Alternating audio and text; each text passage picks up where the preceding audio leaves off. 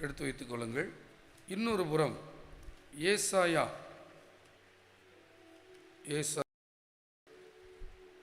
9ஆம் அதிகாரம் 6ஆம் வசனத்தை வாசிக்கலாம். ஏசாயா 9:6. நமக்கு ஒரு பாலகன் பிறந்தார், நமக்கு ஒரு குமாரன் கொடுக்கப்பட்டார், கர்த்தத்துவம் அவர் தோளின் மேல் இருக்கும். அவர் நாமம் அதிசயமானவர், ஆலோசனை கர்த்தர், வல்லமையுள்ள தேவன், நித்திய பிதா, சமாதான பிரபு எனப்படும். பரலோக தகப்பனே, நம்முடைய கிருவிகளுக்காக நன்றி. நாமம் மகிமைப்படுவதா இந்த வார்த்தைகளை கொண்டு கர்த்தர் பேசுகிறார். இயேசுவின் நாமத்தில் பிதாவே, ஆமென். இயேசுவுக்கு பல நாமங்கள் உண்டு. நாமங்கள்னா என்ன? பெயர்கள். அவருக்கு என்னென்ன பெயர் இருக்கிறதோ அப்படியே அவர் இருக்கிறார். அந்த பெயர்களை நாம் சொல்லி சொல்லி நாம் துதிக்கும் போது அவர் மகிமைப்படுகிறது மட்டுமல்ல, அவருக்கு இருக்கிற ஸ்பாவங்கள் நமக்குள்ளும் உருவாகிறது. எதுக்காக ஒருத்தர் துதிக்கணும்? நல்லவரேன்னு சொல்லி துதிக்க துதிக்க ஒருவன் நல்லவன் ஆகிறான். பரிசுத்தரேன்னு ஒருத்தர் உணர்ந்து துதிக்கும் போது துதிக்கிறவன் பரிசுத்தம் ஆகிறான். அல்லேலூயா. அதனால் அவன் நாமங்களை சொல்லி துதிக்கும் போது நமக்குள்ளாக இயேசு உருவாகிறார். அப்படி போல இயேசு கிறிஸ்துவை பிறப்பதற்கு முன்பதாக, பல நூறு வருடங்களுக்கு முன்பதாகவே ஏசாயா எப்படிப்பட்ட ஒருவர் பிறக்கப் போகிறார் என்பதை தீர்க்க தரிசனமாக உரைக்கும் போது பல நாமங்களை இயேசுவுக்கு வழங்குகிறார். அப்படிப்பட்ட நாமங்களில் ஒன்றுதான் சமாதான பிரபு. என்னங்க? சமாதான பிரபு. இயேசுக்கு ஒரு பெயர் இருக்குது. என்னது? சமாதான பிரபு. அப்படின்னு என்ன அர்த்தம்? அவர் எங்கே வர்றாரோ அங்கே சமாதானம் உண்டாயிரும். அவர் ஒரு வீட்டுக்குள்ளே வந்தார்னா அங்கே கணவன் மனைவி பிரச்சனை, பெற்றோர் பிள்ளைகள் பிரச்சனை, அந்த உறவுகளில் இருக்கிற பிரிவினைகள்லாம் மறைந்து ஒரு சமாதானம் அங்கே உருவாகும். ஆமான்னு சொல்கிறவங்கள ஒரு அல்லேலூயா சொல்வீங்களா? இது சத்தியமா, உண்மையா? ஆமாம். பிளவுகள் நீங்கும், சண்டைகள் மாறும், மனக்கசப்புகள் மறைந்து போகும், மனத்தாங்கல்கள் மறைந்து போகும், மனதிலே காணப்படுகிற அந்த வருத்தங்கள் மறைந்து போகும். அந்த உள்ளத்திலே ஒரு சமாதானம் உள்ளே வந்துவிடும். அந்த சமாதானம் உள்ளே வந்துவிட்டால் அந்த குடும்பத்தினுடைய சந்தோஷம் சொல்லி மாளாதது. அது பிரிந்த குடும்பங்களையும் சேர்த்து விடும். எனவே நம்முடைய தேவன் சமாதான பிரபு என்கிற தலைப்பில் நாம் இப்பொழுது தியானிக்க கர்த்தர் நமக்கு கிருபை தருவார். அடுத்த ஆராதனையில் 9 மணி ஆராதனையிலே சமாதான பலியை குறித்து பார்க்க போகிறோம். அது மிகுந்த ஆசீர்வாதத்தை தரப்போகிறது. கர்த்தருக்கு ஸ்தோத்திரம். அது நீங்கள் யூடியூப்லும் இருக்கிறது, கேட்கலாம்.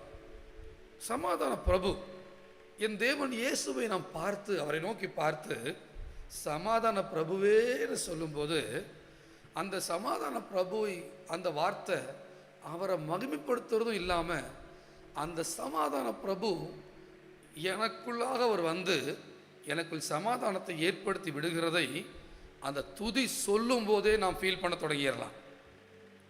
யாரெல்லாம் துதிக்கும் போது இருதயத்திலிருந்து துதிக்கிறாங்களோ அந்த துதியில் இருக்கிற ஜூஸ், சாறு, அந்த எசன்ஸ் அந்த உள்ளத்திலும் இறங்குகிறதை அவர்கள் அனுபவிப்பார்கள்.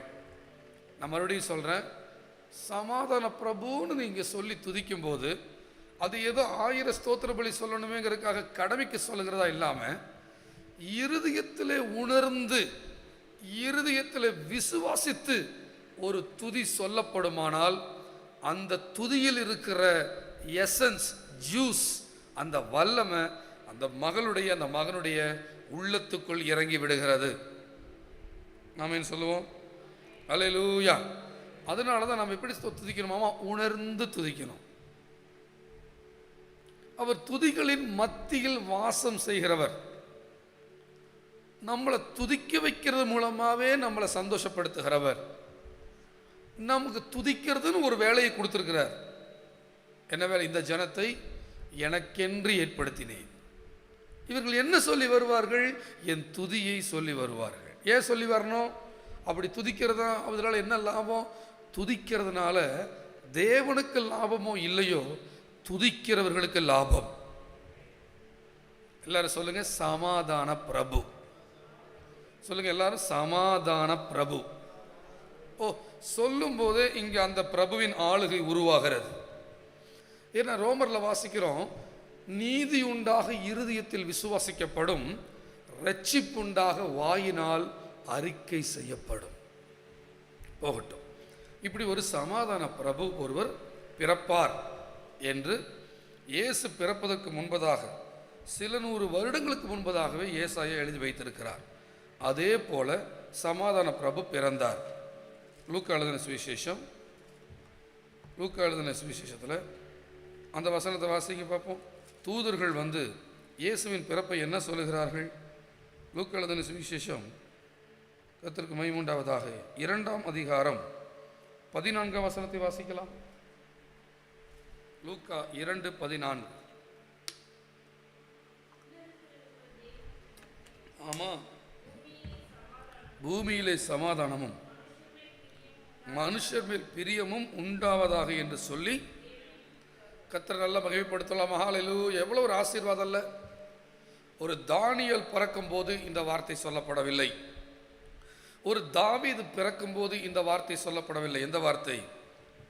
உன்னதத்தில் இருக்கிற தேவனுக்கு மகிமை. முக்கியமா வார்த்தை என்னன்னா, பூமியிலே சமாதானம். ஒரு ஆமேன் சொல்லுங்க. இயேசு பிறந்தார்னா பூமியில என்ன வந்துருமாமா? சமாதானம் வந்துடும். தேவதூதர்களே பரலோகத்தை விட்டு இறங்கி வந்து, இத்தனை நாள் இந்த பூமியில் அக்கப்போரும் சண்டையும் பிரச்சனையுமா இருந்துச்சு. எப்படி? எதுக்கு? இயேசு பிறக்கிறதுனால பூமிக்குள்ள சமாதானம் வந்துடும் சொல்ல. இயேசு பிறந்துட்டதுனால பூமியில யுத்தம் நின்றும், பூமி எதிர்ச்சிகள் நின்றும், பிரிந்து போகிற குடும்பங்கள் சேர்ந்துருங்கிற அர்த்தத்தில் அந்த சொல்லப்படலை. பூமியில சமாதானம்னா என்ன அர்த்தம்னா, பூமிக்கும் பரலோக தேவனுக்கும் பிரச்சனை இருந்துச்சு. தேவன் பூமி கைவிட்டாற் போல் இருந்துச்சு. ஆனா எப்போ இயேசு பரலோகத்திலிருந்து பூமியில பிறந்தாரோ, அப்பொழுதே பூமிக்கும் பரலோகத்துக்குமான பிரச்சனை முடிந்து போனது. இதான் அர்த்தம் அதுக்கு. இனி ஆண்டு எப்பொழுது என் இயேசு சிலுவையிலே இந்த சபிக்கப்பட்ட பூமியில ரத்தம் சிந்தி பாடுபட்டாரோ, அவர் ரத்தம் சிந்தினாரோ, அடிக்கப்பட்டாரோ, இந்த பூமிக்கு ஜனங்கள் மேல் வரக்கூடிய எல்லா தேவ கோபாக்கினைகளை, தேவனுடைய எரிச்சல்களை அனைத்தும் இயேசு மேல விழுந்துருச்சோ, அந்த நியாய தீர்ப்பு, பூமிக்கு வர வேண்டிய நியாய தீர்ப்பு அனைத்தும் இயேசு மேல நியாய தீர்ப்பு வந்துருச்சோ, பூமியில் இருக்கிற ஜனங்களை அடிக்கணும்னு கோபத்தில் இருந்த பிதாவுடைய கோபம் எல்லாம் இயேசு மேல இறங்கிருச்சோ, இப்போ பிதா ஆற்றுப்படுத்தப்பட்டார். பிதாவுடைய கோபம் ஆறினது. ஏன் ஆறினது? அந்த கோபம் அனைத்தும் யார் மேல விழுந்துருச்சு? இயேசு மேல விழுந்துட்டதுனால இனி தேவன் பூமியின் மேல் கோபமாய் இருப்பது இல்லை. இனிமேல் பூமிக்கு சமாதானம் தான். புரிஞ்சவங்க ராமேன்னு சொல்றீங்களா?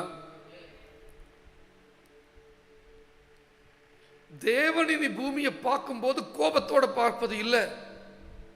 தேவன் இனி பூமியை பார்க்கும்போது ஒரு கொடும் எரிச்சலோட பார்ப்பது இல்லை. பார்த்தது உண்மைதான்.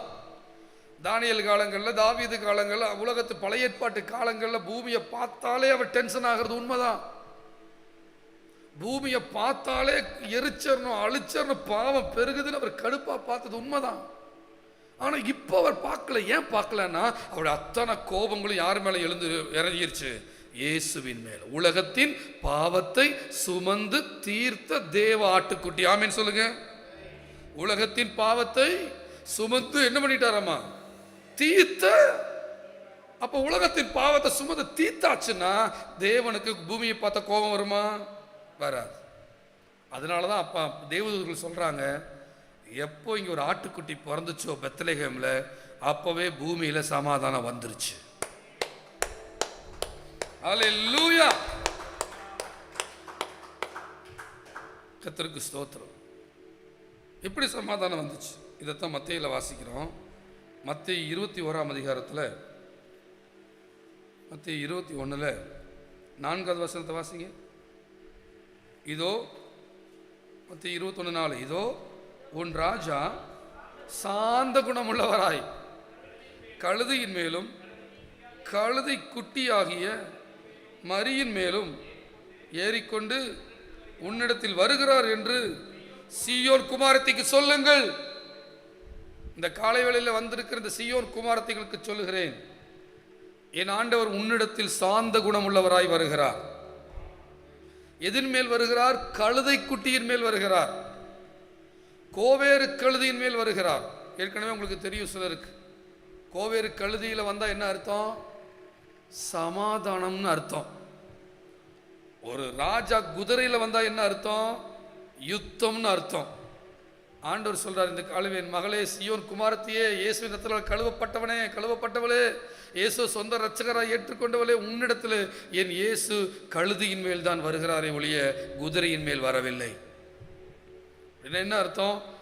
உன் வீட்டிலே சமாதானத்தை கொடுக்கத்தான் இயேசு வருகிறார். உன்னை பழி வாங்க வரவில்லை, உன்னை தண்டிக்க வரவில்லை, உன்னை வேதனைப்படுத்த வரவில்லை. உனக்கு வியாதியை கர்த்தர் கொடுப்பதாக நினைத்துக் கொண்டிருக்காதே. போன வாரத்தோட சகோதரத்தில் கேட்ட, பாஸ்டர், என் வீட்டில் இவ்வளவு பிரச்சனைகளை தேவன் ஏன் அனுமதிச்சாரு? ஏன்னே தெரியல பாஸ்டர். நாளுதாங்க என்ன புருஷங்காரன் பயங்கரமாக பிரச்சனை பண்ணுறான். போனவே அவங்கள பார்த்து கேட்டேன், ஏம்மா இந்த புருஷனை கர்த்தர் செலக்ட் பண்ணாரா, நீ செலக்ட் பண்ணியா? இல்லைங்க, எங்கள் வீட்டில் தான் செலக்ட் பண்ணாங்க. அப்படின்னா கர்த்தர் ஏம்மா குற்றம் சொல்கிற? கர்த்தர் யாரையும் சோதிக்கிறவர் இல்லைம்மா. கர்த்தர் அனுமதிக்கிற வில்லத்தனத்தை அவர் பண்ணுறது இல்லைம்மா அப்படின்னு. உடனே அவங்க சொல்ல, யோபு கர்த்தர் அனுமதிச்சார்ல. தொலைச்சிருவேன் உன்னை. எத்தனை நாளாக சபைக்கு வர? ஒழுங்காக வர்றதே கிடையாது. சொன்னேன், யோபு காலத்தில் இயேசு இருந்தாராமா? யோபுக்கு ஒரு பிரச்சனைனா உடனே ஓடி வந்து காப்பாற்றுறதுக்கு இயேசு இருந்தாராமா? யோபு தன்னுடைய பக்தியிலையும் தன்னுடைய ஜெபத்திலையும் தன்னுடைய உத்தமத்திலையும் தான் நம்பி நின்னா. ஆனா இன்னைக்கு யோபுகிட்ட இல்லாத ஒருவர் இப்ப உங்ககிட்ட இருக்கிறாருமா, இயேசு. யோபு என்பது இயேசு இல்லாத காலம். ஆனால் இதோ இந்த காலமோ இயேசு என்னோடு இருக்கிற காலம்.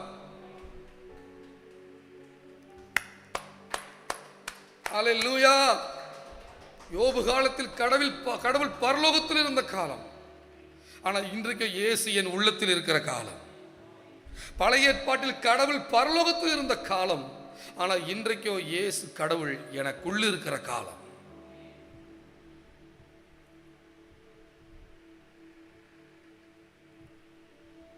உங்களை பார்த்து சொல்லுகிறேன், இயேசு உங்களை சந்தித்து இருக்கிறார். இயேசு உங்களுக்குள்ள இருக்கிறார்.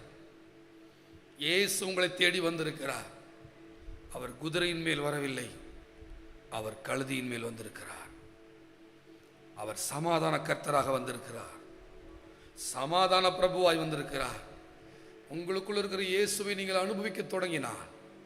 உங்களை தேடி வந்திருக்கிற இயேசுவை ஓசானா ஓசானா தாவீதின் குமாரனே நன்றிப்பான்னு நீங்க ஆராதிக்கிற துதிக்கிறவர்களாக இருப்பீர்களானால் உங்கள் சமாதான நதி போல இருக்கும்.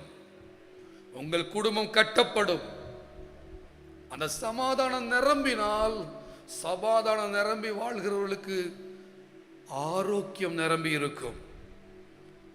உள்ளான மனிதன உள்ளுக்குள்ள பல கவலைகளையும் பல டென்ஷன்ஸையும் பல நினைச்சு வேதனைப்படுறதையும் உள்ளுக்குள்ள பல தனிமைகளையும் உள்ளுக்குள்ள பல பிரஷரையும் உள்ளுக்குள்ள பல பயங்களையும் உள்ள வச்சிருக்கிறவங்களுக்கு தான் உடம்பு வேதனை, உடம்பு பிரச்சனை, குடும்ப பிரச்சனை, தூக்கமின்மை, தூக்கத்தில் பிரச்சனை. உள்ளுக்குள்ள சமாதானத்தில் நிறைஞ்சு இருக்கிறவங்களுக்கு வியாதியும் வராது, வர ஐஸ்வர்யம் வீட்டில் தங்கும், பிரிந்த குடும்பங்கள் சேரும்.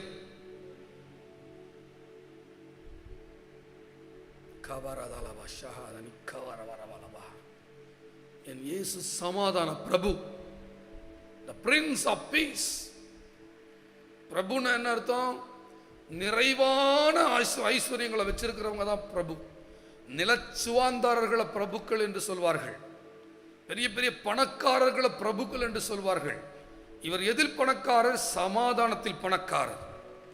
அதனால தான் இயேசு சொல்லுகிறார், என் சமாதானத்தை உங்களுக்கு வைத்து போகிறேன். இது உலகம் கொடுக்கிற பிரகாரமாக அல்ல. மனிதர்கள் கூட இருக்கிறதுனால வர்ற சமாதானத்தை இல்லை. நீ ஏதோ ஒரு என்டர்டெயின்மெண்ட் பொழுதுபோக்கு பார்ப்பதினால் வரக்கூடிய சமாதானத்தை அல்ல, உலகம் கொடுக்கிற பிரகாரமாக அல்ல. நான் என் சமாதானத்தை, my peace, I give you my peace, என் சமாதானத்தை உங்களுக்கு வைத்து விட்டு போகிறேன் சொல்லிட்டு சொல்றாரு. ஒருவனும் அதை உங்களிடத்திலிருந்து எடுத்துக்கொள்ளவே முடியாது. திருமணமானவுடனே தன் கணவரை பெரிய ஹீரோவா மனதில் நினைச்சு ஒவ்வொரு பெண்களும் கல்யாணம் பண்ணுவாங்க. அப்படியே அவர் வந்த வாழ்க்கையே மாறிடும், ஓஹோன்னு இருக்குன்னு. ஆனால் கல்யாணம் பண்ண 3-4 மாசத்துல எல்லா ஃபீலிங்ஸ் எல்லாம் மறைஞ்சு ஐயோன்னு அதிர்ச்சி ஆகிற பெண்கள் தான் ஏராளம், அதிர்ச்சி அடைகிற ஆண்கள் தான் ஏராளம். ஏனென்றால் அவர்கள் ஏதோ பெரிதான ஒன்றை அவர்களிடத்தில் எதிர்பார்க்கிறார்கள். அப்படியே அரவணைப்பையும், அப்படியே ஒரு ஆறுதலையும், ஒரு சமாதானத்தையும், அப்படியே ஒரு சந்தோஷம் அப்படி கொடுத்துருவாருன்னு நினச்சி அப்படியே ரொம்ப எதிர்பார்த்து அது இல்லாத போது பொக்குன்னு ஏமாந்து போயிடுறாங்க. ஆனால் சத்தியத்தை அறிந்த பெண்களும் ஆண்களுக்கு தெரியும், ஒரு மனிதனை உள்ளான விதத்தில் சமாதானத்தில் நிரப்பி நடத்தக்கூடிய வல்லமை இயேசுவுக்கு மட்டுமே உண்டு. எந்த பிள்ளைகள் தேவனிடத்தில் ஆராதித்து துதித்து தேவ சமாதானம் நிரம்பி இருக்கிறார்களோ, ஆண்டவரால் திருப்தி அடைந்திருக்கிறார்களோ, கர்த்தருடைய சமாதான பிரபுவினால் வரக்கூடிய சமாதானத்தில் நிறைந்திருக்கிறார்களோ, அவர்கள் ஒருவரும் தன்னுடைய கணவரிடத்திலோ மனைவியினிடத்திலோ அதை எதிர்பார்க்க மாட்டார்கள். மாறாக அவர்கள் கொடுக்கிறவர்களாக இருப்பார்கள், அன்பை கொடுப்பார்கள், சமாதானத்தை கொடுப்பார்கள், சந்தோஷத்தை கொடுப்பார்கள். கொடுக்கிற இடங்களிலே அந்த குடும்பம் கட்டப்படும், எதிர்பார்க்கிற இடத்துல குடும்பம் விழுந்து போகும். உன் கணவனிடத்திலே உன் மனைவியிடத்தில் எதையும் எதிர்பார்க்காமல் நீ கொடுக்கிற இடத்துல வைக்க கர்த்தர் விரும்புகிறார். நீ உன் கணவருக்கு உன் மனைவிக்கு சமாதானத்தை கொடுப்பாயானால், சந்தோஷத்தை கொடுப்பாயானால், ஆறுதல் மொழிகளை கொடுப்பாயானால், அன்பே அவனிடத்திலிருந்து எனக்கு அவளிடத்திலிருந்து கிடைக்கலன்னு சொல்லாம நீ தேவனிடத்திலிருந்து வாங்கி அன்பை கொடுப்பாயானால் அந்த குடும்பம் என்றைக்கும் நிற்கும். என்றால் உனக்கு ஒரு சமாதான பிரபு இருக்கிறார். உலகம் தரக்கூடாத சமாதானம் உள்ளத்தை அவர் தருகிறவராக இருக்கிறார்.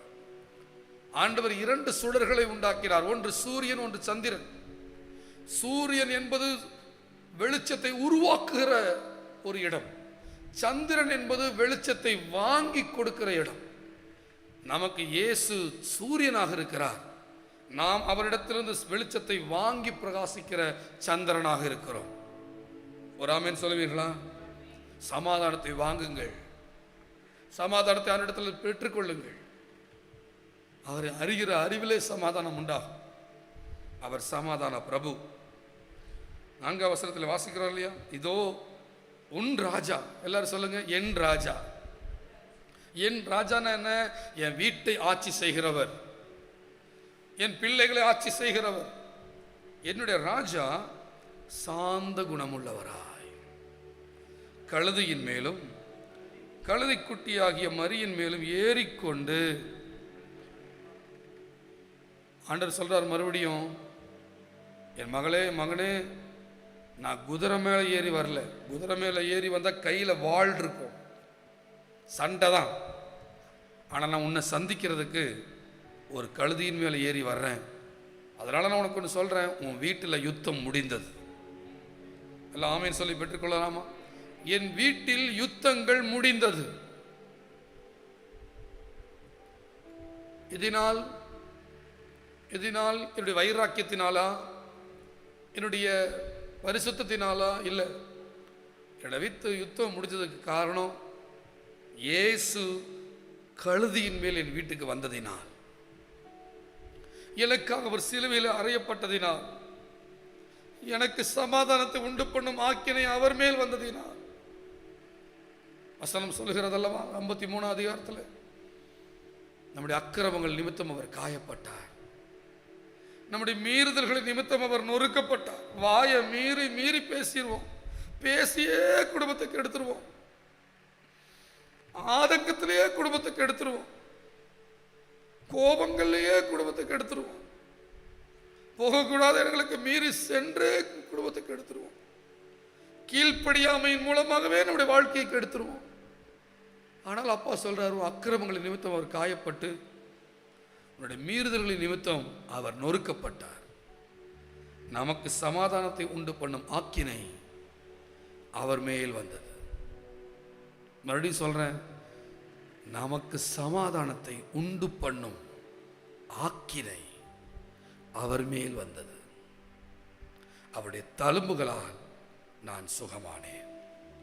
நான் இயேசுவை பிரசங்கித்துக் கொண்டிருக்கிறேன். நான் இயேசுவை சொல்லிக் கொண்டிருக்கிறேன். இயேசு உயர்த்தப்பட்டால் அந்த குடும்பங்கள் விடுதலை அடையும். இயேசு உயர்த்தப்பட்டால் ஜனங்கள் கண்கள் திறக்கப்படும். இயேசு எந்த அளவுக்கு ஒரு சபையிலே ஒரு குடும்பத்தில் உயர்த்தி பிடிக்கப்படுகிறாரோ அந்த அளவுக்கு ஜனங்கள் விடுதலையாக்கப்படுவார்கள். வெண்கல சர்பத்திலே அந்த கம்பம் உயர்த்தப்படும் போது பாம்பு கடிபட்டவர்கள் அதை நோக்கி பார்த்து பிழைப்பது போல இங்கே இந்த பலிபீடத்திலிருந்து இயேசு சமாதான கர்த்தராக உயர்த்தப்பட்டு கொண்டிருப்பதினால் இதை கேட்கிற ஜனங்களுடைய வாழ்க்கையிலே சமாதானம் வரும். கர்த்தருக்கு மகிமை உண்டாவதாக. அதே அதிகாரத்தில் கர்த்தருக்கு மகிமை உண்டாவதாக 8வது வசனத்தை வாசிப்போமா? திரளான ஜனங்கள்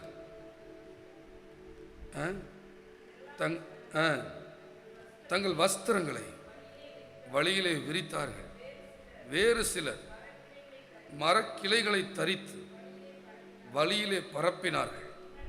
முன்னடப்பாரும் பின்னடப்பாரும் திரளான ஜனங்கள் தாவீதின் குமாரனுக்கு ஓசன்னா, கர்த்தரின் நாமத்தினாலே வருகிறவர் ஸ்தோத்தரிக்கப்பட்டவர், உன்னதத்திலே ஓசானா என்று சொல்லி என்ன பண்ணார்கள்?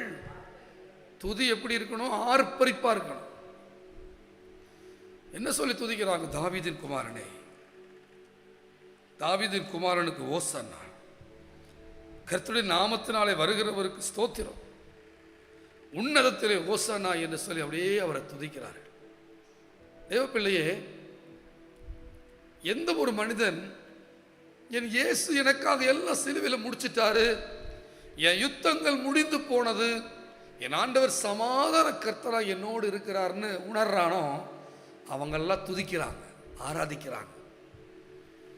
யாரெல்லாம் ஐயோ என் வீட்டு பிரச்சனை எப்போ மாறும், ஐயோ என்னுடைய ப்ரெஷராக இருக்குது, ஐயோ எனக்கு ரொம்ப கைவிடப்பட்ட மாதிரி இருக்குது, ஐயோ என் கர்த்தர் என்னை பற்றி என்ன நினைக்கிறார், எனக்கு ஏன் பிரச்சனைகள்லாம் வருதுன்னு பிரச்சனைகளை நினச்சி பார்க்குறான். பார்த்தீங்களா? பிரச்சனைகளையும் உலகத்தையும் நினைக்கிறான் இல்லையா? அவருடைய ஜபத்தில் துதிகள் வராது. என்ன தெரியுமா வரும்? அழுகை தான் வரும், புலம்பல் தான் வரும், முறுமுறுப்பு தான் வரும், கம்ப்ளைண்ட் தான் வரும். ஜபங்கிற பேரில் போய் விண்ணப்பங்களை மட்டுமே எடுத்துட்டு இருப்பாங்க. இந்த பிரச்சனை தீரணும், என் பையன் நல்லா இருக்கணும், என் பொண்ணு நல்லா இருக்கணும், என் வீட்டு வாடகை நான் கட்டணும், எனக்கு ட்ரெஸ் எடுக்கணும், என் கடன் மாறணும், எனக்கு அந்த பிரச்சனை மாறணும், இந்த பிரச்சனை மாறணும், இந்த பக்கத்து வீட்டுக்காரங்க இப்படி பேசுகிறாங்கன்னு கம்ப்ளைண்டிங் பண்ணுகிற இடமாகத்தான் ஜபம் இருக்கும். ஆனால் சமாதான கர்த்தரை அனுபவிச்சவங்களுக்கு எப்படி தெரியுமா இருக்கும் ஜபம்? யோசனையில் பெரியவரே ஆராதனை, ஆராதனை செயல்களிலே, செயல்களிலே வல்லவரே. பாடலாமா? ஆராதனை, ஆராதனை, ஓசன்னா உன்னத,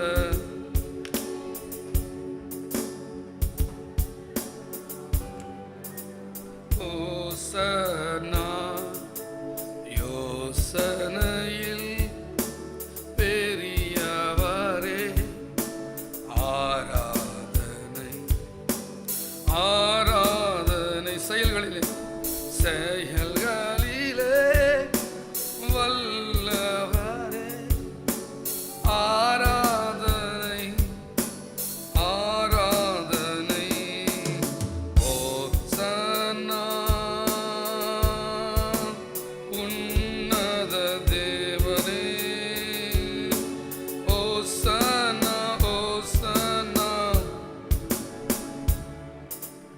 ஓசன்னா, ஓசன்னா, ஓசன்னா.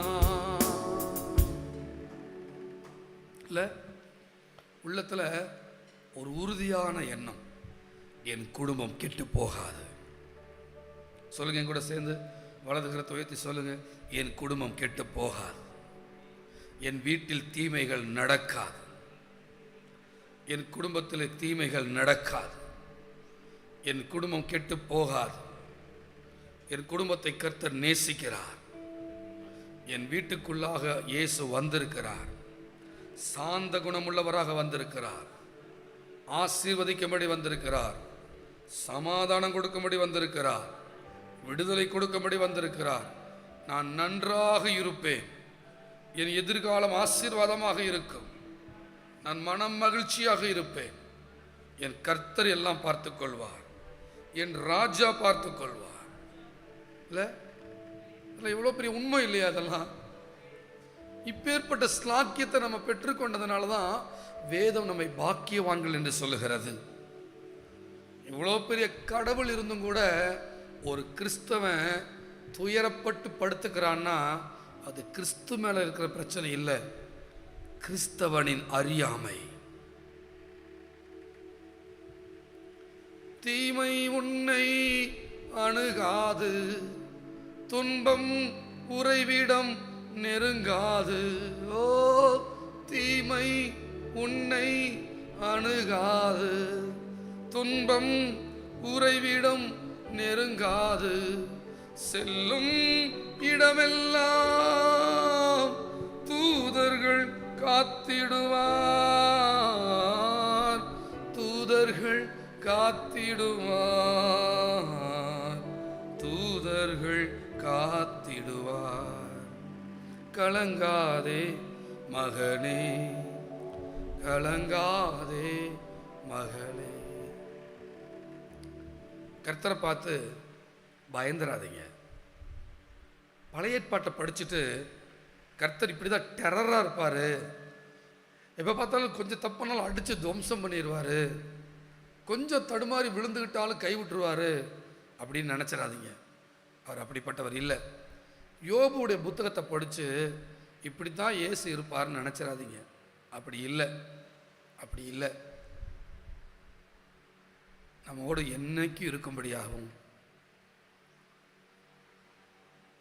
எல்லா நேரங்களிலும் நம்மோடு இருந்து நம்மளை மகிமையாக நடத்துறதுக்காக, கைவிடாமல் நடத்துறதுக்காக.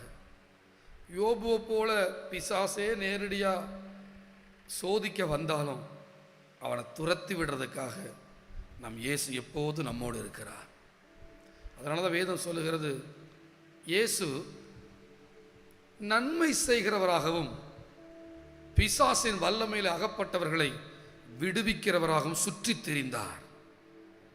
கபலதலா கபலதலா ரிக்கத்துரா தன கபலபா. இயேசு இயேசு இயேசு கடவுள் இஸ்ரேல் நாட்டில் வீதி வீதியா திரிஞ்சார் தெரியுமா உங்களுக்கு?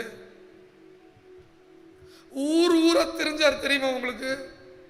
கலிலேயாவிலிருந்து நாசரேத்து போவார், நாசரேத்திலிருந்து சீதோன் பக்கம் போவார், நாசரேத்திலிருந்து எருசலேம் போவார், எருசலேமிலிருந்து பெத்தானியா போவார், பெத்தானியாவிலிருந்து எரிக்கோ போவார். ஏன் தெரியுமா? என் ஜனங்கள் என்ன தேடி வரல, ஆனால் நான் என் ஜனங்களை தேடி தேடி போறேன்னு போறாரு. இனி வீதி வீதியா போய் என் ஜனங்களை நான் விடுதலை ஆக்குவேன். பிசாசு பிடிச்சவங்களை நான் வீதி வீதியா சென்று நான் விடுதலை ஆக்குவேன். வியாதியஸ்தர்கள் எங்கிட்ட வர்றத ஒருத்தனையும் இவனை சுகமாக்கலாமா, இவனை சுகமாக்க வேண்டாமா, இவன் பரிசுத்தம் எப்படி இருக்கு, இவன் ஜெப வாழ்க்கை எப்படி இருக்குது, இவன் யோக்கியனா யோக்கியன் இல்லையான்னு எதையுமே பார்க்க மாட்டேன். என்னை நம்பி வந்த எல்லாரையும் நான் சுகமாக்குவேன். எங்கேயாவது பார்த்துருக்கீங்களா? கர்த்தரை நம்பி வந்த யாராவது சுகம் அடையாம போனது யாராவது பார்த்துருக்கிறீங்களா? வேதத்தில் கிடையவே கிடையாது. பழைய ஏற்பாட்டை கவனத்தில் வச்சுட்டு இயேசுவை மட்டுப்படுத்திடாத. பழைய ஏற்பாடு இயேசு இல்லாத காலம், இது இயேசுவின் காலம். நீ கைவிடப்படுவதில்லை. உன் கையை பிடிக்கிறதுக்கு தான் இயேசு வந்திருக்கிறார். அதனாலதான் தேவ தூதர்களே வந்து பாடுறாங்க. தானியேல் பிறக்கும் போது, யோவான் பிறக்கும் போது கர்த்தருக்கு எவன் பிறக்கும் போது பரலோகம் சந்தோஷப்படல, ஆனா இயேசு பிறக்கும் போது பரலோகம் சந்தோஷப்படுது. என்ன சொல்லுது தெரியுமா? இது மூலமா உன்னதத்தில் தேவனுக்கு மகிமை உண்டாகும், இரண்டாவது பூமியில சமாதானம் உண்டாகும், மூணாவது மனுஷர் மேல் பிரியம் உண்டாகும். என்ன உண்டாகும்? மூணாவது மனுஷர் மேல். அந்த தைரியத்தில் தான் சொல்றேன், உன்னை நினைச்சாலே என் தேவனுக்கு ரொம்ப பிடிக்கும்.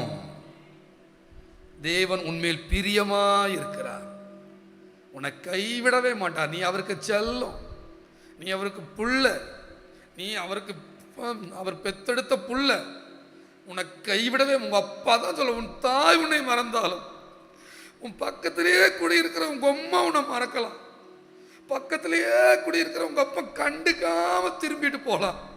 ஆனா எங்க அப்பா பரலோக தகப்பன், அவர் உன்னை நேசிக்கிறார், மேல பிரியமா இருக்கிறதுனால நீ கண்டுக்காம போனாலும் உன்னை தேடி தேடி வருவார். கைவிடவே மாட்டார், கைவிடவே மாட்டார், கைவிடவே மாட்டார்.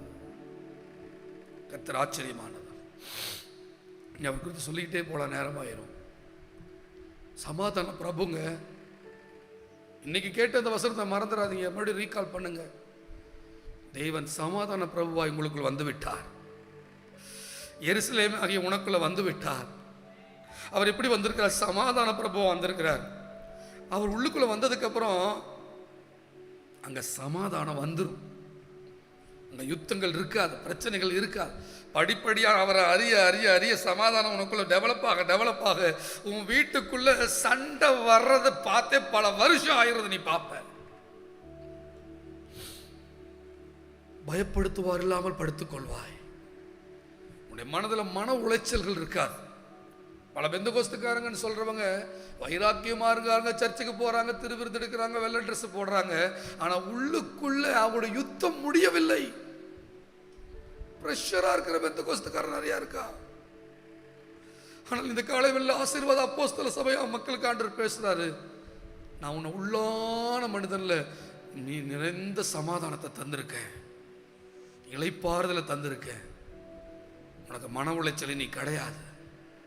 நீ உள்ளுக்குள்ள நிம்மதியா இரு. வருத்தப்பட்டு பாரம் சுமக்கிறவர்களே நிம்மதியா இருங்க, நான் உங்களுக்கு இளைப்பாறுதல் தந்திருக்கிறேன். என்னிடத்தில் வந்து கற்றுக்கொள்ளுங்கள், அப்பதான் இளைப்பாறுதல் கிடைக்கும். இப்ப ஆண்டவர்கள் கற்றுக் கொடுத்துட்டு இருக்காரு. நான் சமாதான பிரபு வந்திருக்கேன்பா, நான் சமாதான தேவன் உனக்குள்ள வந்திருக்கிறேன்பா. இனி உன் வாழ்க்கையில யுத்தம் கிடையாது, இனி உன் வாழ்க்கையில யுத்தங்கள் கிடையாது. பல பேருக்கு பதில் சொல்லி மாள்ற அந்த காரியங்கள் கிடையாது. முடிவு கட்டுறேன் நான். முதல்ல நான் யார் உனக்கு காமிப்பேன், அதுக்கப்புறம் நீ உன்னை எனக்கு ஒப்படைப்பேன். நான் உனக்கு போதும். உன் பலவீனத்தில் என் பலன் பூர்ணமாய் விளங்கும். என் கிருபை உனக்கு போதும். நான் உன்னை சந்தோஷமா அழைச்சி செல்ல போறேன். உன் குடும்பம் கட்டப்படும், நீ வாழ்க்கைப்படுவாய். ஏதோ எங்க வந்திருக்கிற நீ? எருசலேமுக்கு வந்திருக்க. நீ எங்க வந்திருக்க? இயேசுகிட்ட வந்திருக்க. இயேசு உன்னை தேடி வந்திருக்கிறாரு. அதனால ருசி நீ பார்த்தே தீருவ. நீ வேண்டானாலும் உன்னால முடியாது. ஏன்னா இயேசு சாந்த குணம் உள்ளவராய் உனக்குள் வந்திருக்கிறார். ஒரு டென்ஷனா வரல, ஒரு கடுப்பா வரல. அதனால பிரசங்கம் பண்ணுகிற நானும் கடுப்புலையும் டென்ஷன்லையும் பிரசங்கம் பண்ண மாட்டேன், சந்தோஷமா பண்றேன். ஏன் தெரியுமா? ஆண்டவர் வரும்போதே சாந்த குணம் உள்ளவராக தான் உள்ள வர்றார். ரெண்டாம் வருகையில் அவர் டென்ஷனாக வருவார். நியாய தீர்ப்பில் நியாயாதிபதி அது இருக்கட்டும், அது எனக்கு இல்லை, அது என்ன பழிவாங்க இல்லை, அது உலகத்தார. இயேசுவை ஏற்றுக்கொள்ளாதவனை, இயேசு வேண்டாம்னு சொல்றவனை வெட்டுறதுக்குன்னே ஒரு குதிரையில் வருவார் ரெண்டாம் வருகையில். ஆனால் இயேசு வேணும்னு உட்கார்ந்துருக்கிற என்னை வெட்டுறதுக்கு அவர் வர வேண்டியதில்லை. அவர் என்னை வெட்ட வந்தவர் இல்லை, எனக்காக வெட்டப்பட்டவர். அவர் என்னை அடிக்க வந்தவர் இல்லை, எனக்காக அடிக்கப்பட்டவர். என்னை கொல்ல வந்தவர் அல்ல, அவர் எனக்காக கொல்லப்பட்டவர். எனக்கு வியாதி கொடுக்க வந்தவர் அல்ல, எனக்காக வியாதியை சுமந்தவர். மெய்யாகவே என் பலவீனங்களை ஏற்றுக்கொண்டு என் நோய்களை சுமந்தார். அதனாலதான் சொல்றேன், உன் வீட்டில் இனி வியாதியினுடைய ஆட்சி இருக்காது. இனி உன் வீட்டில் சண்டையின் ஆட்சி இருக்காது. இனி உன் வீட்டில் கசப்பு ஆட்சி நடக்காது. பிரிந்த குடும்பங்கள் சேர்க்கப்படும். அது கர்த்தர் செய்யறார். என சமாதான பிரபு இல்லையா? சமாதானம் பண்ணுகிறவர்கள் பாக்கியவான்கள். சமாதான தேவன் அவர் அப்படி செய்வாரு. இந்த பிரசங்கத்தினுடைய விளைவுகளை இப்ப நீங்க கேட்டீங்களே, இந்த மருந்து உங்க காதுக்குள்ள போன இந்த மருந்து இருக்கு இல்லையா, இந்த அரை மணி நேரம் நான் ஊத்துனேன் இல்லையா ஒரு மருந்து, இந்த மருந்து செய்யற வேலையை வர நாட்கள் நீங்கள் பார்க்க போகிறீர்கள். அந்த விளைவுகளை பார்க்க போகிறீர்கள். சமாதானம் பல இடங்களில் உருவாகிறது நீங்கள் பார்க்க போகிறீர்கள். இருந்தாலும் என் சமாதான பிரபு உங்களுக்குள் வந்திருக்கிறார். சமாதான பிரபு உங்களுக்குள்ள பிரவேசித்திருக்கிறார். அங்கு இனி யுத்தங்கள் ஓய்ந்தது. ஆண்டவர் சொல்கிறார், ஈட்டியை முறித்து வில்லை ஒடிக்கிறார், யுத்தங்களை ஓய பண்ணுகிறார். யுத்தங்கள் சொல்லும் போது இது அமெரிக்கா சைனா நினைச்சிடாத, உன் வீட்டு யுத்தங்களை முடிக்கிறார். பல மனிதர்களுடைய உள்ளங்கள் வில்லு போல அம்பு போல இருக்கு. உன்னை குத்தி கிழிக்குது இல்லையா, அந்த அம்புகள் எல்லாம் ஆண்டவர் உடைச்சு போடுறார். அப்படின்னா அவன் திருந்திடுவாங்கிறதுனால இல்லை, அவன் என்ன பேசினாலும் உன்னை அசைக்காத அளவுக்கு உனக்கு சமாதானத்தை தந்துடுவார். போட ஆண்டவர் என் பக்கங்கிற அளவுக்கு ஆயிரும். கர்த்தர் என்னை நடத்த வல்லவர். கர்த்தர் என் சார்பில் இருக்கும்போது எனக்கு எதிராக இருப்பவன் யார்? Who can stand against me when God is behalf of me? தேவனே என் பக்கம். நமக்கு என்னன்னா, அறியாமையினால பல ரட்சிக்கப்பட்ட பட்டம் அறியாமல் இருக்கிற ஜனங்க தேவனும் என் மேல பிரச்சனை கோபமா இருக்கிறாரு, மக்களும் பிரச்சனையா இருக்கிறாங்கன்னு துவண்டு போயிடுறாங்க. ஆனா இந்த ஆசீர்வாத அப்போஸ்தல சபையில் அது நீக்கப்படுகிறது. எதுனா, தேவன் உன் மேல கோபமா இல்லை, தேவன் உண்மையில் பிரியமா இருக்கிறார். எப்படிங்க பிரியமா இருக்கார்? நான் தான் சரியில்லையே, என் வாழ்க்கை தான் சரியில்லையே, நான் ஒழுங்கா ஜெபிக்கலையே, நான் ஒழுங்கா வாழ்க்கை சரியில்லையே. இதனாலையெல்லாம் தூதர்கள் வந்து சொல்லல நீ சரியாயிருவ, அதனால பூமியில மனுஷன் மேல் பிரியம் உண்டாகும் தூதர்கள் சொல்லல. இயேசு பிறந்திருக்கிறாரு, அதனால பிரியம் உண்டாகும் தான் தூதர்கள் சொல்றாங்க. என்னுடைய வாழ்க்கையை பார்த்து மனுஷன் மேல பிரியத்தை கர்த்தர் உண்டாக்கல, எனக்காக பலியாவதற்காக ஒருவர் பிறந்திருக்கிறார், என்னுடைய பாவங்களை சுமப்பதற்காக ஒருவர் பிறந்திருக்கிறார் என்ற அர்த்தத்தில் தான் தேவ தூதர்கள் சொன்னார்கள். அல்லேலூயா. சூரிய வெளிச்சம் இனி நேரா பூமியில படாம இடையில ஒரு ஓசோன் படலம் தடுக்கிற மாதிரி தேவ கோபம் என் மேல் படாமல் என்னை தடுக்கிற ஓசோன் படலம் இயேசு கிறிஸ்து. இல்ல, இவ்வளோ அருமையான கடவுள் நமக்கு இருக்கார்ல. இதெல்லாம் ஸ்லாகிச்சாலே சுகம், இதெல்லாம் ஸ்லாகிக்கிறதுக்கு பேர் தான் ஜெபம், இதெல்லாம் ஸ்லாகிச்சாதான் நிம்மதி, இதெல்லாம் ஸ்லாகி. அப்படிதான் தேவனை யார் ஸ்லாகிக்கிறானோ அவனை கர்த்தர் நல்லா வச்சுக்கிறார். அதை விட்டுட்டு போய் ஜபங்கிற பேரில் புலம்புறதும், சபைங்கிற பேரில் திட்டுறதும், நியாயம் தீர்க்கிறதும், சங்கடப்படுறதும் அது இல்லை வாழ்க்கை. ஆனால் எந்த சமயத்தில் நம்ம சபையில் நம்ம கடிந்து கொள்கிறோம்னா, இவ்வளோ பெரிய தேவன் இருந்தும் இவ்வளோ கிருபையை நம்ம பிரசங்கம் பண்ணியும் அதை ஒவ்வொரு நாளும் எடுத்து அதை தியானித்து அதை ஸ்லாகிக்காம அந்த கிருபையை போக்கடிச்சு சோஃபாவில் படுத்துட்டு பெட்டில் படுத்துட்டு ஃபோனை நோண்டிக்கிட்டு அப்படியே காலையில் வேலைக்கு போனால் அப்படியே சாயந்தரம் வந்துட்டு அப்படியே ஒரு யூடியூப் எடுத்து 2 நோண்டிட்டு படுக்கிறதுக்கு அதைத்தான் நான் கண்டிக்கிறேன். இவ்வளோ பெரிய தேவனை நீ என்ன பண்ணணும்? ஒவ்வொரு நாளும் சாப்பிடணுமா வேண்டாமா? என்ன பண்ணணும்? சாப்பிடணும். எப்படி சாப்பிட்றதுன்னு என்ன? இந்த சத்தியங்களை மறுபடியும் ரீகால் பண்ணி பார்க்கறது, ஜெபிக்கிறது, வாயில அறிக்கை செய்யறது, ஆராதிக்கிறது, தினந்தோறும் இப்படிப்பட்ட ஒரு ஜெப வாழ்க்கைக்குள்ள போறது. இதெல்லாம் பண்ணாம அப்படியே ஏனோதானு இருக்கிறவங்கள தான் சொல்லுவேன், கர்த்தருக்கு ஸ்தோத்திரம், கிருபையை போக்கடிக்காதீங்க. எவ்வளோ அருமையான கர்த்தர் இருக்கார்ல. இன்னைக்கு ஞாயிற்றுக்கிழமை காலையில் இவ்வளோ பெரிய தெய்வத்தை நீ கேட்டே இல்லை. ஏன் திங்கக்கிழமை அதை மறுபடியும் அந்த ஃபோனை ஒதுக்கி வச்சு, உலகத்தை ஒதுக்கி வச்சு, ஒருவேளை உனக்கு பிரசங்கமே மறந்துருச்சுன்னா கூட நம்முடைய யூடியூப் செய்தியை மறுபடியும் கேட்டு ஒரு 1/2 மணி நேரம் நன்றிப்பா ஸ்தோத்திரப்பான்னு சொல்றதுக்கு கூட உன்னால் முடியல, சோம்பேறித்தனமாக இருந்தீங்கன்னா அது கண்டிக்கப்பட வேண்டியது. நான் சொல்கிறவங்களோ ராமேன்னு சொல்லுங்க. அல்லேலூயா. இந்த சமாதான கர்த்தரை தினந்தோறும் சாப்பிடு, அனுபவி, பெற்றுக்கோ, தேவனோடு உறவாடு. உன் வாழ்க்கையில் ஒரு பெரிய மறுமலர்ச்சியை வாழ்க்கை நீ பார்ப்ப. நீ நல்லா இருக்காப்பா விரும்புகிறார். ஆனால் தயவு செஞ்சு சாப்பிடு, என்ன சாப்பிடு, என்னுடைய வார்த்தைகளை சாப்பிடு. பழைய ஏற்பாட்டு கட்டளைகளை எடுத்துக்கிட்டு, கடுப்பை எடுத்துக்கிட்டு, சாபங்களை எடுத்துக்கிட்டு ஐயோன்னு உட்காந்துட்டு அதை சாப்பிட்றாத. என்ன சாப்பிடு. நான் ஜீவனை தர்ற தெய்வம், நான் என்னையே வாங்கி சாப்பிடு. நான் சமாதான கர்த்தர், அதை சொல்லு, நல்லா சொல்லு, உணர்ந்து சொல்லு, அதை சாப்பிடு. வல்லமையுள்ள தேவன், அதை சொல்லு, அதை சாப்பிடு. ஞாயிற்றுக்கிழமை விட்டா ஞாயிற்றுக்கிழமை வராது. தினந்தோறும் அந்த வாக்குத்தத்தங்களை, தினந்தோறும் அந்த நாமங்களை சொல்லி துதித்து ஜெபிச்சு அதை சாப்பிட்ற வேலையை செய். உன் ஆத்மாவுக்கு இது தேவை. இன்னைக்கு காலையில் ஆராதனைக்கு வந்த நீங்க ஒரு வார்த்தை சாப்பிட்டுருக்கீங்க. என்ன வார்த்தையை சாப்பிட்ருக்கீங்க? சமாதான பிரபுவை சாப்பிட்டீங்க. புரிஞ்சவங்கள ராமேன் சொல்லுங்க. என்ன சாப்பிட்டீங்க? சமாதான பிரபு சாப்பிட்டீங்களா? இந்த மாதிரி எத்தனை இருக்குல்ல. அதெல்லாம் ஒவ்வொரு நாளும் ஒரு கிறிஸ்தவ என்ன எடுத்து தியானிச்சு என்ன பண்ணணும்? சாப்பிடணும். அப்பொழுது உங்கள் ஆத்மா கொழுப்பான பதார்த்தத்தினால் திருப்தியாகும். ஸோ மறுபடியும் அடுத்த வாரம் வாங்க, மறுபடியும் இயேசுவை நான் மறுபடியும் சாப்பிட கொடுப்பேன். அப்போ வேறொரு நாமம், வேறொரு வாக்குத்தத்தம். இப்படி இயேசு சாப்பிட்டுக்கிட்டே இருந்தா இயேசு நமக்குள் வந்து விடுவார். இயேசு வந்தா என்ன ஆயிரும்? எல்லாமே வந்துடும். ஆசீர்வாதங்கள், பரிசுத்தமும் வந்துடும், பணமும் வந்துடும். பரிசுத்தத்தை கொடுத்தது கர்த்தர். அப்ப பணத்தை யார் கொடுப்பா? அவர் தான் கொடுக்கணும். இல்லை, கர்த்தருடைய ஆசீர்வாதம் ஐஸ்வர்யத்தை தரும். அது என்ன ஐஸ்வர்யம்? வேதனை கூட்டப்படாத ஐஸ்வர்யம். நமக்கு எல்லாம் அப்பா தருவார். முதலாவது தேவனுடைய ராஜ்யத்தையும் அவருடைய நீதியும் தேடுங்கள், அப்பொழுது இந்த உலகத்தில் நீ வாழ்றதுக்கு என்னென்ன வேணுமோ அது அத்தனையும் ஆற்றல் சேர்த்தி கொடுப்பார். ஸோ இந்த நாளில் சமாதான பிரபுவாய் கர்த்தர் நம்மிடத்தில் வந்ததுக்காக அப்படியே கண்களை மூடி கர்த்தருக்கு நன்றி சொல்லலாமா? நன்றி அப்பா, நன்றி அப்பா. சமாதான பிரபுவே நன்றின்னு சொல்லுங்க. எல்லாரும் கொஞ்ச நேரம் அப்படி வாய் விட்டு சொல்லுங்க. மனசில் நினைக்கிற ஜெபமே தப்பான ஜெபம். வாய் விட்டு சொல்லணும். உள்ளத்தில் ஆழத்தில் உணரணும். வாய் விட்டு சொல்லிடணும். கொஞ்சம் சத்தம் வந்தாலும் தப்பு இல்லை. சத்தம் ரொம்ப ரொம்ப முக்கியம்.